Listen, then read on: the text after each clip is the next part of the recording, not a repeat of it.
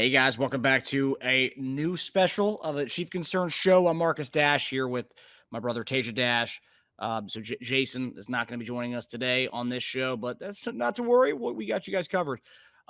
So with this episode, obviously the last time we saw you guys, we were grading the Chiefs draft. So a good amount of stuff has happened since then. The undrafted free agent wave has come. Yep. Some certain veterans have signed in places in around the NFL. We haven't partaken in that yet, although a lot of fans want us to, go get Tyler Boyd or whatnot.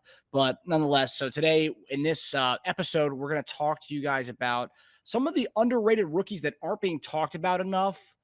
Obviously, every fan base has a guy that they love, a round, 6th round pick, 7th round pick, UDFA guy. So certain fan bases, they're hyping up a lot of guys. So it may not be underrated to you, but in other words, it might be if you aren't following the team that closely, or if you also kind of like you're kind of like me, where it's like, you know what, like for example, the LZR stuff, the rugby guy we got. A lot of Chief fans are hyping that one up. I'm like, all right, let's relax on that one. I'm not really into that as of right now. I guess we'll see how that whole thing Not your goes. But thing.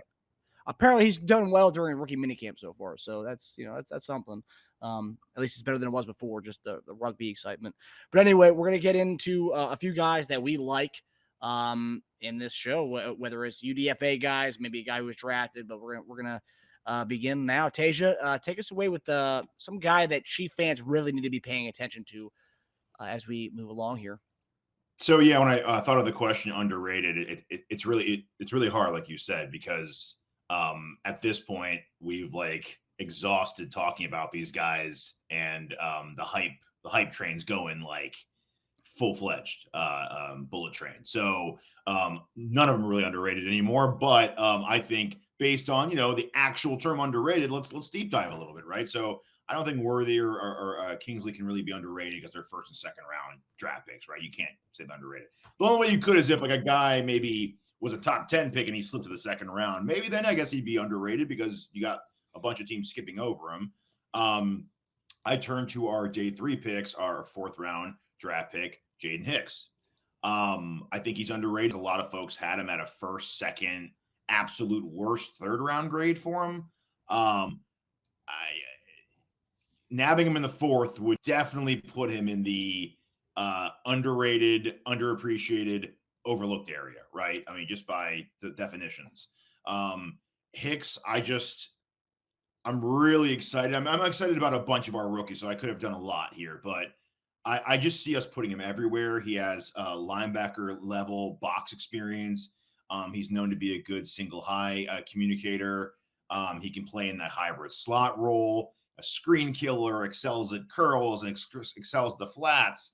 I love that he can come in and contribute this season, but it also allows us looking forward, looking to the future, to not feel completely obligated to maybe have to re-sign a guy like Justin Reed, who, I've said it a million times, we have pretty much 2 Patrick Mahomeses now. We have one on offense and we have one on defense, who's Chris Jones. And so from here on out, everyone re-sign, man, it's got to go through like TSA pre-check, a free agency, to get like vetted over and over for a high security clearance to know who we need to sink money into and what positions we can kind of forego that contract and get a younger guy in there that we might not be losing that much. And I think he could be one of those guys. I think he could be a potential. I mean, this is very early in this process, but he could be a potential a Reed filler, a Reed replacement. And our pipeline at DB and safety especially is so rich now. And I like Reed a lot, so don't think it's against Reed. But the safety position was loaded in free agency. Still is, actually. So I think it's one of the most loaded positions left in free agency. And that could be a big reason why Hicks fell. Because everyone's like, well, then why did he fall? Because I think the free agent level is the talent's really high. But you know what I love more than an extremely talented player? It's an extremely young and cheap talented player. So if you can grab one of those in the 4th round and have cheap for the next 4 years, and you do it all day. Yeah, I love Jaden Hicks. Great pick. I mean, the value, we talked about the value where we got him. I mean, a lot of people said he was one of the best safeties in the draft, if not the best safety in the draft. So where we got him, great. I think the whole thing, where people comment on the Chiefs, being a little cheap or frugal on the offensive end. you kind of need to do that sometimes when you are paying high, a lot of money to a guy, Mahomes on offense. Defensively, Chris Jones now. So Justin Reed, while he's been great, he's a guy that I could see us moving on from if he doesn't want to take a pay cut next year, or like a team-friendly type deal. But with Jaden Hicks, I mean, everything I've read, as far as, are a lot of people looking at his tape and stuff saying how, like, kind of what you mentioned, he can play safety, he can play linebacker, he's like a Swiss Army knife back there. And what is Spags, what does our coaching staff love as a whole? They love versatility, guys who can do it all. And Jaden Hicks, he can do it all. And also too, we love the Washington State DBs, and they've worked out in our defense so far. Obviously, Jalen Watson being the other guy, cornerback, but still, they obviously bring a sense of tenacity from the DBs in Washington State that we like here in Kansas City. I think we have I think 2 UDFAs from Washington State as well. So we do like something from that secondary. And Jaden Hicks, provides a lot there. And the concept of being so many veteran free agent safeties out there right now could mean that's the reason why he was drafted late in this draft. And we got a steal on him. I know we always say DB is not a need for us because we end up if you look at our roster right now, it's like 30 dudes between safety, cornerback. So yeah, I love that. And also, too, Hicks at his press conference yesterday during his rookie minicamp said that he's playing free safety as of right now. So yep, that's right. He looked big in that thing too, man. Everyone's like, is he a linebacker? He's yoked, man. Yeah, he's a big dude. Um, strikes fear, man. It's another guy who strikes fear. We have a lot of guys now. It sounds like maybe that was an off-season, point of emphasis for us to get guys who strike fear, whether it's on offense or defense. We got Hollywood Brown and Worthy who strike fear in defenses, and then we got guys on defense who are going to strike fear. Yeah. No, it was a great pick value wise and just everything as far as looking to the future, and not only that is it not looking to the future. This guy's going to play right away. I mean, it's not a future pick. This guy's going to play. Yeah. And not a lot of times you can draft a 4th round pick and say, oh, that guy's going to be a day one, possibly starter, but he's going to get a lot of reps during that week 1 game. Play a lot. Yeah. Yeah.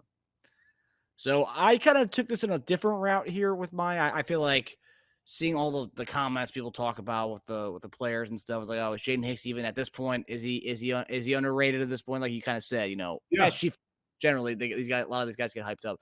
So I was trying to look into late round guys, undrafted free agent guys. So this is a guy that I went with is Curtis Jacobs, linebacker from Penn State.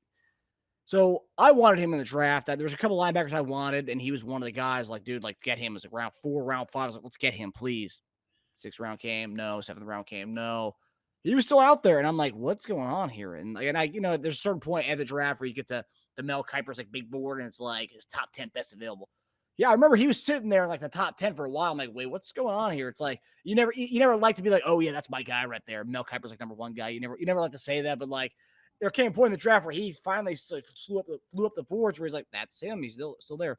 Yep. So Curtis Jacobs, obviously, we love having linebackers from Penn State, and he's versatile as hell. And the one thing that stood out to me that I really loved about him is that I was looking at him, I was like, okay, his size, he's one of those linebackers that could be in the box.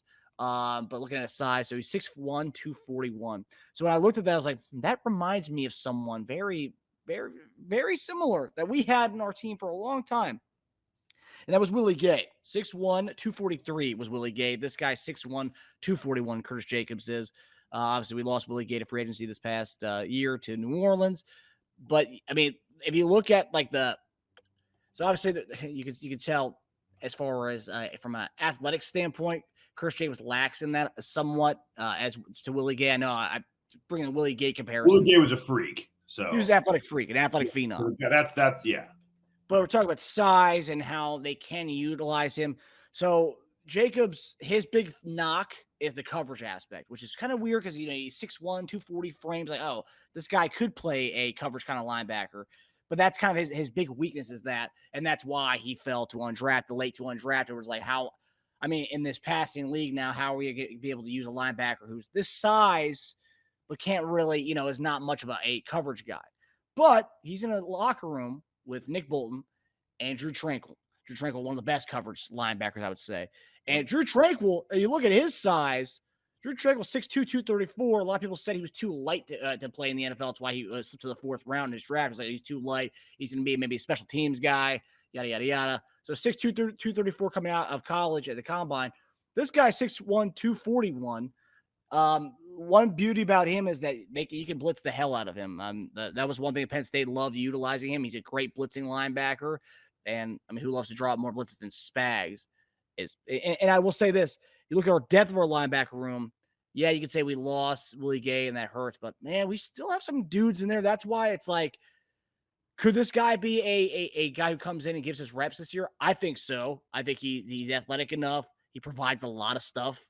But if you look at that room that we have Bolton, we have Chanel, we have Tranquill, we have Jack Cochran, who stepped up last year. We have Cam Jones, who looks awesome. So like we are, we have a lot of good guys in that room already. So it's like, will this guy make the team? Who knows? But I think he has enough versatility. He can do a lot of things that mimic what we have in Drue Tranquill right now. Yes, he needs to develop. I mean, he's an undrafted guy, so obviously he's not ready to go right out the gate. But you sit him behind Drue Tranquill, he already looks like Drue Tranquill as far as his size and weight and all that stuff. Even the times too. I will say I brought up the Willie Gay thing in the beginning. Willie Gay ran a 4.46 40. This guy ran a 4.58 40, which is closer to Drue Tranquill, who ran a 4.57 40. So we're talking about a guy who could be a Drue Tranquill, Willie Gay hybrid. And Willie Gay, I mean, he was an athletic guy, but remember, he was mostly the guy who was covering running backs out of the backfield. That was his kind of thing, where it's like, it's coverage, but like we're talking about defending tight ends. I'm sure that's where he has trouble in Jacobs defending the secondary. But you have him, spying quarterback, spying a running back out of the backfield. I think Jacobs could do that, but yeah, he's not ready to go. He's an undrafted guy, so that's why it's like the guy. If I were to buy stock in an undrafted free agent, this is the guy I'm buying stock in. It's Curtis Jacobs from Penn State. So Teja, I know you're a big fan of Curtis Jacobs as well. Do you have anything to say about the Curtis Jacobs? Yeah, I was just looking at their RAS scores comparison between them two. Obviously, I mean, Gay was like an elite athlete. But some of their scores are not that far off. I mean, 4.58 to 4.46. Their 20-yard splits are pretty close. Gay's was 2.6. Jacobs was just 2.65. So 10-yard split was also close, 1.55 to 1.57. He gets him on the lateral, the composite agility grade. So like the shuttle, for instance, which goes hand in hand with the lacking in coverage. Yes, yeah. So Gay was 4.3, which is not even like elite either. Jacobs was 4.43, which is just considered okay. So 4.3, 4.43. The 3 cone obviously was 7.08 to 7.22. His broad was right there with him, but he's got good speed. Yeah, so I wasn't worried as much about athletic. What I kept seeing in everyone's scouting report on Jacobs, that maybe why he didn't get drafted, it was his it kept saying mental awareness, mental processing and reading plays. That's what I kept seeing over and over about him. So everyone pretty much said in every scouting report I read too, linebackers are really hard to place too, because there's so much development that goes with them. So, I mean, a guy can go from undrafted to becoming like a borderline Pro Bowl player with the right system, the right scheme, and the right coaching, right? So, he could definitely be developed into it. People think his size is a little maxed out at 6'1", 240. But again, mental processing, reading plays, if you can develop that, you can be a rotational piece. But at the very least, that's why most people had him, anywhere from like a 4th to a 6th round grade. When you're saying a linebacker could be drafted from the 4th or 6th round, you're saying at worst, it's a special teams player. So if that's what you have, and we need those too. I know everyone wants the next stud, but like you need special teams players too. Nick Bolton ain't playing for special teams. So if we have that at worst and a rotational piece, if we can coach him up, then that's great. Some of those things I'm sure are coachable. So I liked it. I think he was one of our first grabs too out of UDFA as well. Yep. Yeah, I mean, he was a guy that I'm sure a lot of teams were interested in, the fact that he came undrafted. And he talked about the developmental aspect. The developmental side, it's like I wouldn't want, if I was a guy who needed kind of like, to learn. And of course, these guys are coming from college to the NFL, so learn a new system anyway. So, that development, Sure. kind of grasping certain packages, certain coverages, that's going to come wherever you go, right? So whatever he learned, whatever he didn't know at Penn State, maybe it'll be easier coming at the next level. And the next level, you talk about, you have a great defensive staff that we have. Then on top of that, you got Drew Tranquil, a guy who's been in the league for a long time, and a guy who, if you look at the measurables, the body, they very well could go hand in hand with each other. And I think Tranquil could take him under his wing, and that could be the guy. And Cochran and Cam Jones really aren't that kind of guy. So they're very different in the type of guy that Jacobs is. So I think he brings a little bit more to the table as far as being versatile. And and I love Cam Jones. I think Cam Jones is great. I think Cochran stepped up last year great. Both Yeah. those guys are solid, but they're more like thumper type backers where like this guy can be all over the field in a Drew Tranquil type of way. So that's why I'm really high on Curtis Jacobs. Yeah, he has a ton of his starting experience too, and he's still young for a prospect. Yeah. So which that works in his funny. favor as well. It's funny because the guy I'll say for my next one is not young as far as the usual Chiefs model going really young guys. This guy's the opposite of that for a rookie prospect. So Teja, who's your next guy that you're really loving and you think people are underrating right now? I really kind of goes along with your Jacobs one. And I liked a few of our guys. We had Jacobs was one. Lovett is the next guy. Fabian Lovett, FSU DT, big dude, 6'4", like 315, 320 ish. He does something incredibly well, and that is stopping the run. It's a thankless job, but it's a reason why Nadi keeps getting re-signed every year. So it is important. He had a 4th to 5th round grade in a lot of the scouting reports I saw.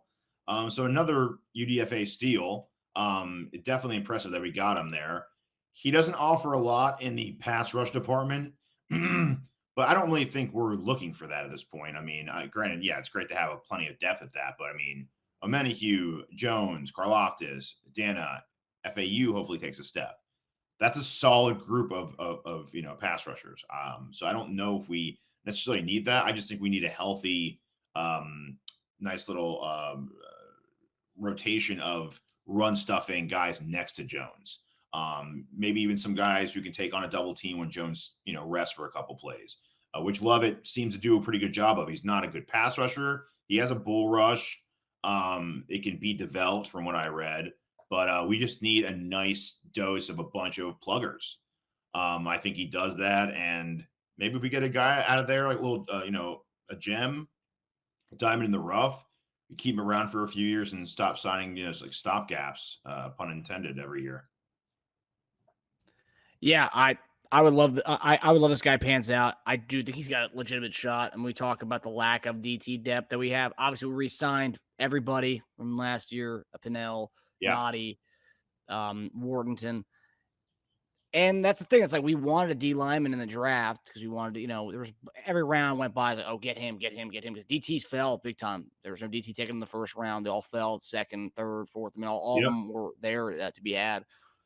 And we didn't go for it. So could this guy be someone? I'd love it. But my whole thing is, it's like, I love it. No pun intended there. But like, could he make the team? 100%. I don't think Nadi's a world beater. I don't think Wharton's a world beater. I don't think Pinelli's, even though Pinnell stepped up to the Super Bowl, he played his ass off. But we've never had that other guy next to Jones. And I'm not saying that UDFA is going to be that. But hey, man, it's the youngest guy we have in that room now. So like, could he be something? And he also provides something. Yeah, Nadi's big, but I think this guy makes Nadi kind of look small, right? Comparatively. Because just looking at them, you could just I think he just looks a lot bigger than Nadi. And also too, we obviously like the FSU defensive tackle factor since Nadi. That's where Nadi came from as well. We drafted somebody from FSU a few years back on the D line too. So we obviously like something about the FSU D lineman types. Although Nadi really hasn't done anything for me to make it seem like, oh man, let's keep going back to FSU for the those DTs. But I think this guy's a lot bigger than Nadi. He's more of a plugger than Nadi. Nadi's 6'1", 317. He's like 6'4", like 3, around the same. So. Oh, really? Okay, so Nadi's just like wider. It sounds like. It's more like dense. And this guy's kind of got it's a little. He's got the frame to put on more, so he could put on more. You're looking at a guy who would be like 6'4", 325 plus at some point. but he's got good explosion too, they said. So he's got, I think, more room to become a slight pass rushing threat than Noddy has become. But we have a formula, and the formula is spend a lot of money on Jones and have a good rotation next to him. That's pretty much our formula right now. And if you look back at your Jacobs pick for linebacker, if there's one thing that shows me is that we might be re-signing Bolton because we didn't invest a lot into that position, right? So you look at what's the commonality there. So you got we didn't invest a lot to D tackle in the draft. We re-signed a massive contract there. We didn't invest a lot in linebacker. We could be investing a nice size contract there. So, and then, if maybe the Hicks thing is a sign of things to come. We invested another high pick into safety. Maybe we don't invest a lot of money into Reed. So, they're kind of showing you what they're doing a little bit. Yeah, no, it's very true. And all the DTs are on a 1-year deals besides Jones. So, I mean, and this guy, if he doesn't make the squad, I mean, he'll at least be on the team for 3 to 4 years if he makes the team. So, yeah, I really liked the pickup. I was really happy that we finally invested in the D tackle. Obviously not as high as I wanted to, but there came a point in the draft once the guys went, and you know who I'm talking about, like the first 2, 3, second and third round guys. Once those guys are gone, I was like, okay, I think like you can wait for that guy. And then we obviously did till the end of the draft. So my next guy, I'm gonna, first round we go Xavier Worthy. So I'm not gonna go with him with the receiver wise. And I was saying all draft to go get another receiver. We didn't. And this was the draft to get 2 receivers, and we didn't. And so UDFA comes, and there wasn't a lot of meat out there as far as like the talent or what, because those receivers went fast. And even Terrell Owens' son, who visited, I think he went to Missouri, not Southern Missouri, one of the schools in Missouri State, I believe, and that was in that's right by. We actually went to his pro day. We didn't pick him up. I think he ended up going with the Niners. So we end up picking up Reggie Brown here, JMU receiver. Now, this guy intrigues me. He's about 6'1", 195. So he's he's pretty solid built guy. Yeah. The thing I love about him, so in the day and age of transfer portals and all that stuff, this guy, 2018, he redshirts at JMU. So this guy was at JMU from 2018 to this past season. That guy was a super senior, and he was there for an extra year because of COVID. So not only did he get an extra year because he redshirted, he got an extra year because of the COVID season as well. So this guy, 2018, 2019, 2020, 2021, 2022, and 2023. This guy was a 6-year senior. So this guy is a veteran that we're bringing in to, obviously, Sun Belt Conference. So, whatever. You can talk about the talent level they play against. But this guy is a super senior coming into this team. And some of the stuff I read about him, we always obviously like the younger guys, but this guy's 24, probably 23, 24 going on 25 coming on this team, which is great because you're coming to a team that is ready to go right out the gate. So yeah, it's nice to have youth, but also you got youth in Xavier Worthy. You got a young guy. And they bring in this guy. It's like, okay, what we're going to do here. And obviously we could say we have too many wide receivers in the room, but how much talent do we have in that wide receiver room?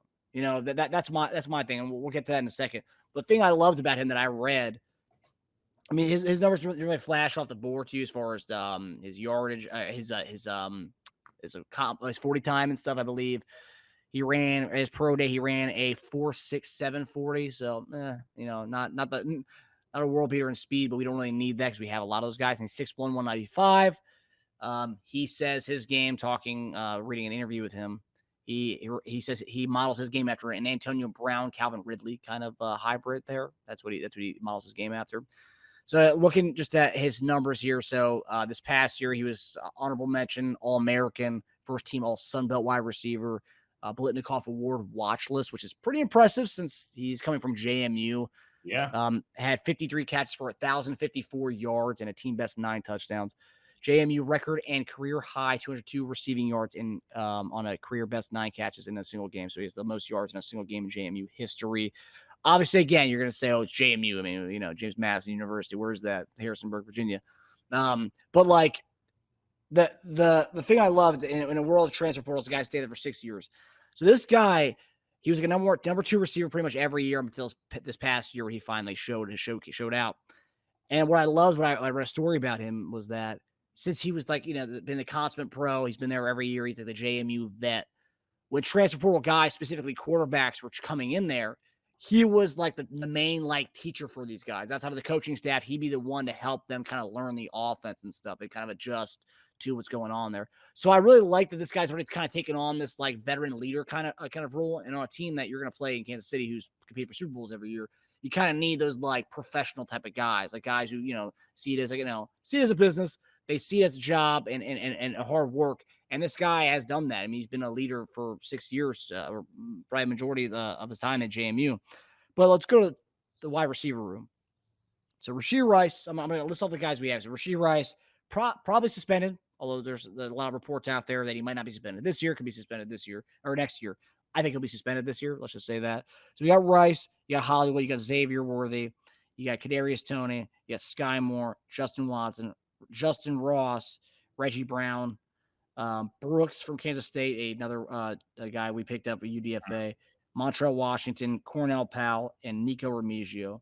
That is 1, 2, 3, 4, 5, 6, 7, 8, 9, 10, 11, 12. That's 12 receivers. We actually just cut a few receivers the other day from it to what's his name? Anthony. What's his name from the the Bears had him? Anthony Miller. We just cut Anthony Miller and Shi Smith the other day. So that's 12 guys. So let's say Rice is gone. So that means we have 11 receivers. And we have Hollywood Brown, Xavier Worthy, KT, Sky. And that's the thing. We don't know if Justin Ross is gonna be on the squad. Yeah. We don't know what's going to happen with that. But the one thing that stands out with this guy, 6'1", 195, you may not say that's not huge. But outside of Justin Ross and Rashee Rice, he stands above Xavier Worthy, Hollywood Brown, Kadarius Toney, Sky Moore, Justin Watson, 6'3", 215. So, but he provides a little bit different niche. So he's like, Reggie Brown right away comes up as one of our biggest receivers, and that's a 6'1", 195 guy. So I think that right there is very interesting because all the other guys are fast, gadgety guys. KT, Sky's not fast, but he's 5'11". He's a smaller statured guy. So I think he provides something to our team that we don't have. It's that the veteran, it's a veteran in a very young receiver room. So he comes in at 24. And he's had to be a guy at JMU for a long time. And he stood in a world of guys moving around, flipping around all the time. He was a guy who was there at JMU for 6 years. So he's a guy who's a consistent guy, and he's a veteran guy at a young age. And you don't usually get those types of guys coming out of college. So I think that Reggie Brown could be a special teams guy, could make the squad as one of our last spots on our team. I'm curious what you think about the Reggie Brown pickup here. Obviously I didn't do a lot of research before we nabbed him. It's funny, he looks pretty built. Like he's got like almost like a Bolden build to him. He's thick, right? He's like big. It was hard to find. I was trying to find his 40 time. I got his pro day. It was 4.61, which is not ideal, which is maybe why he did slip. But maybe, he's got room to lose some LBs. So if he gets it down, maybe 5-10 pounds, 6'1", around like 185, 190, still not small by any means. So I think he could, speed up a little bit, but he plays fast. Not every guy tests as well. I mean, look, Keon Coleman didn't test well in the 40 time, but he does play very fast. He produced, man. So I think age and 40 time is what really, really killed him in the end in his draft stock. But his production, you can't complain about. 53 catches for over 1,000 yards. It's strong. So I think our receiver room is really interesting because presently it looks like jam-packed, but we just don't know. We don't know what the deal with Tony's going to be. We're hearing he still has the tools to be a number one receiver, but it was a weird end of the year for him, to say the least. Sky Moore is really flying under the radar right now. I haven't heard a peep out of that in a while. So we could have if guys even play to 70% of their 60% of their potential, we could have a really, really strong receiver room where guys that we were looking to be our number 1 and 2 last year are going to be our number 4s and 5s this year, which is pretty crazy. And a lot of guys to do specialized things too. So, but one thing that we don't have that Brown seems to be really good at is is high pointing and pulling down those 50-50 balls, which he's really, really good at. That's one of his strong suits that I read. And we don't really have a lot of guys who can go up there and just get it and come down with it. Guys have shown like potential for it, but that wasn't Worthy's strong suit out of college. Not really Hollywood Brown's thing. He's just more of like an outrun everybody type guy. Rice, I think, has the potential for it, but hey, he's probably might be gone half the season. But let me say, Rice is incredible, especially coming out of college at grabbing contested balls, but not just the 50-50 bombs. He didn't do that as much. He did a lot of the hard to get like catches on the sidelines and like reaching down for, which he did. He's awesome at that. But he's not just a go deep and just go up and like go over everybody to get it type guy. At least he didn't show that last year, but maybe that's just the way we didn't play him last year. Maybe we can play him a little more like that. But my point is we just don't have a lot of that on our team. Tony doesn't do that. Sky Moore doesn't do that. So can Brown find a spot while doing that? Yeah, absolutely. Does have a lot of competition around him, but that brings the best out of players. Yeah, and this is a guy who stayed at the same school, being like the number 2, number 3 receiver for like 6 years. He was the number 2, number 3 guy. And finally, his last year, he becomes the number 1 guy. So I think that shows a little bit. Yeah, you got 6 years in college, but like that shows you like that a guy who's willing to persevere. Like, like I was the number 2, number 3, but I'm still going to stick around and stay. I mean, I think he had new coaching staffs too. So he could have easily gone elsewhere, but he stuck around and stayed. And at finally in the end, he was number 1 guy and really showed out in his final year there. So yeah, interesting. The high point also too. We don't really have a guy who does that on the team. All like even Nico Remigio, people love him, but that's another small guy. That's another like gadget type guy. So yeah, it'll be interesting to see what happens with the with the receiver room. It's going to be interesting to watch this year. I just want to get underrated you can get out of a guy we mentioned, by the way. What's that? I said Brown is the most underrated underdog story you can get out of any of the guys we talked about, by the way. Yeah. And also, too, we'll be having Reggie Brown on our show Wednesday night on Chief Concerns on YouTube. So you guys can get to know a little bit more about my underrated guy, a guy to watch. You get to hear from him and also be involved in a live stream where you can ask him questions as well. Nice. So before we go, though, I want to the 2 guys who are under the radar and obviously not, but like Chief fans are hyping up at least one of them. I just want to get your thoughts on it. Emani Bailey from TCU. Guy is 5'7", 205. He's yoked, man. That low center of gravity is great. I'm big Emani Bailey fan from TCU. He dominated this past year. Honorable mention, all Big 12. His stats were wild. I think 1,209 rushing yards, 8 touchdowns. Had 1, 2, 3, 4, 5, 6 games of 100+ yards rushing. So this guy's good. 40 time wise, not the best. 4.61 for a That's why he wasn't drafted, probably. Yeah. I just think 5'7", 205. I mean, I love that. The guy is stacked. But what are your thoughts on Emani Bailey, Tej? Dare I say, reminds me of like a total discount Priest Holmes type coming out of school. Ooh. Priest Holmes, I think, did a lot better than he did, but shifty, great vision, kind of CEH-ish actually when I was watching his highlights.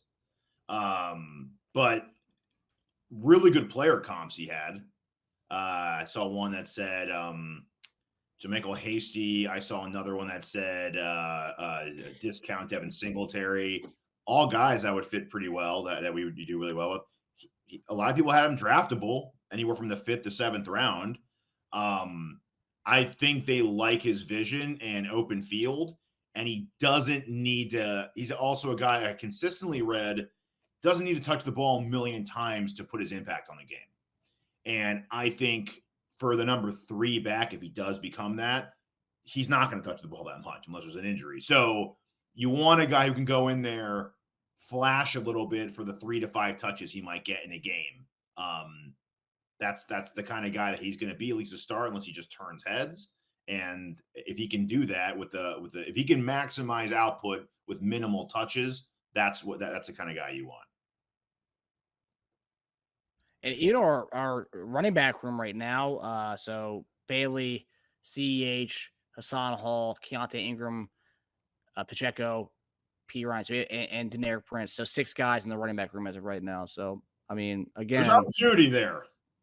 If I'm a back and I feel like I got it, I would like to be with Kansas City.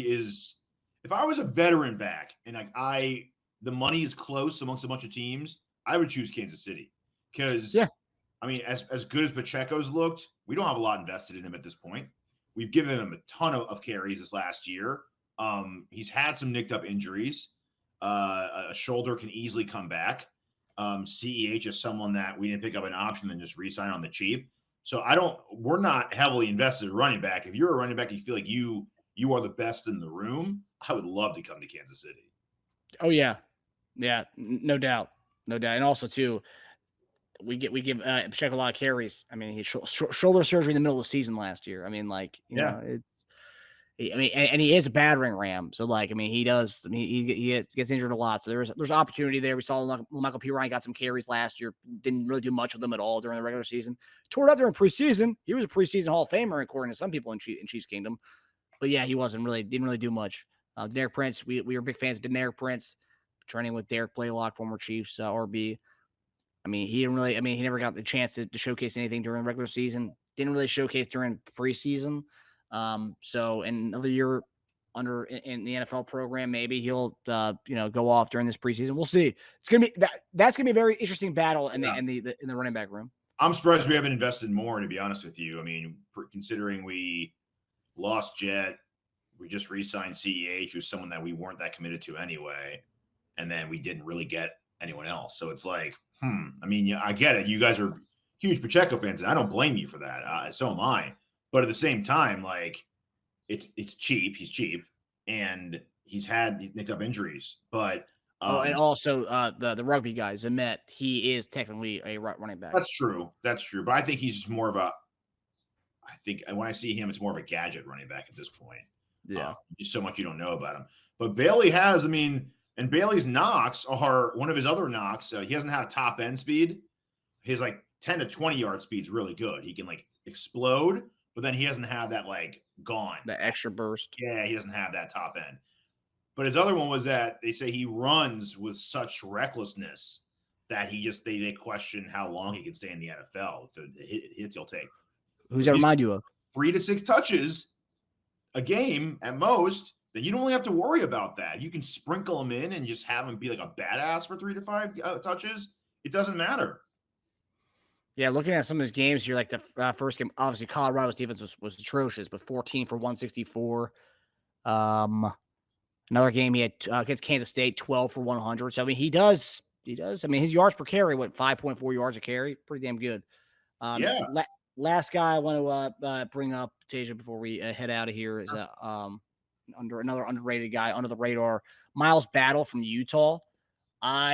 What really loved about him, I mean, obviously he's got knocks there. Tackling is not a strong suit. Tends to rely on athletic ability. Not really, kind of, he's undrafted guy. So people who want to like knock the guy for not being this polished guy, whatever. Relies too heavily on athleticism. Backpedal stiff, struggles to stay in phase with comeback routes. And just too many mental mistakes in zone coverage, and gives up too easily. That's some of the weaknesses there. I think it was Lance Zierlein. Yeah, Lance Zierlein, his weaknesses on him. But anyway, the thing I love about him, he's 6'4", like 195. I mean, this guy is a big dude. I mean, you can just tell it. I mean, look at those arms, how long that guy is. Yeah. I just love that aspect of it. Again, will he be a guy? We have a DB room that's 30 deep. So I don't know if this guy's going to be the guy, but what do you make of him? I just love his height and weight, and I've seen some highlights from him. Pretty solid, man. His athleticism just jumps off the pages. That's why we got him.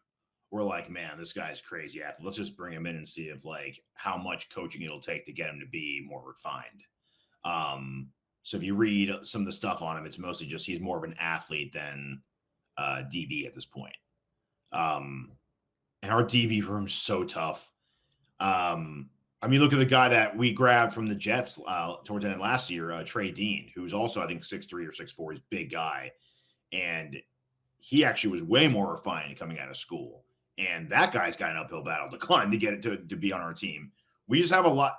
DB, man, it's just so tough for us. You can never have enough good ones, but I just think it'll be so hard for him with how good our depth is at cornerback and safety, just that whole room in general. And we're just looking for, I think we're looking for a bunch of hybrid players who can just guard anybody and anywhere, and guys who are specialized at different parts of the field and different coverages.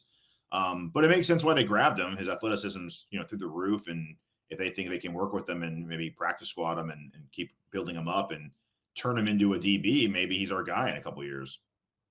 Yeah, if you already have the athleticism, just let Spags do what he's got to do with you, and you can be the guy.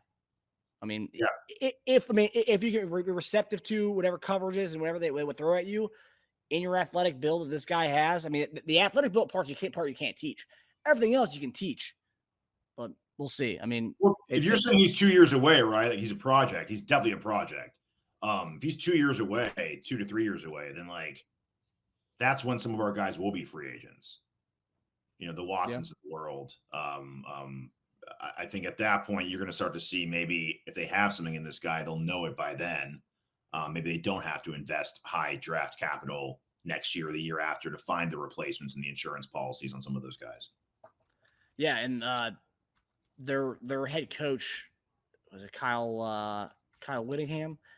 Yeah, Kyle Whittingham. His son is actually a part of he's one of our assistant coaches. Okay. So, and this guy's a Utah guy. So there's obviously, we got some buy-in from them to bring this guy in. So like there is maybe some crossover there.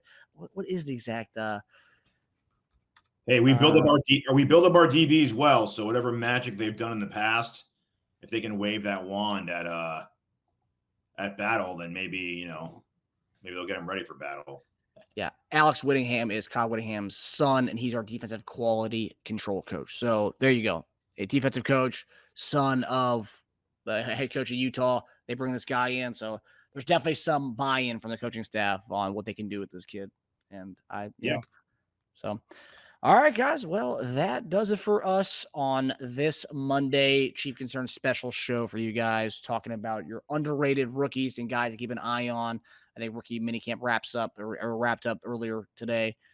So yeah, over the next few weeks, we're going to be talking to rookies that just came on to the Chiefs, and hopefully you guys can join in on the conversation and talk to some of these guys. Reggie Brown this week, and so Teja, it was a good show as always, Great. and we hope to see you guys on Chief Concerns on Wednesday, and so take it easy, everybody.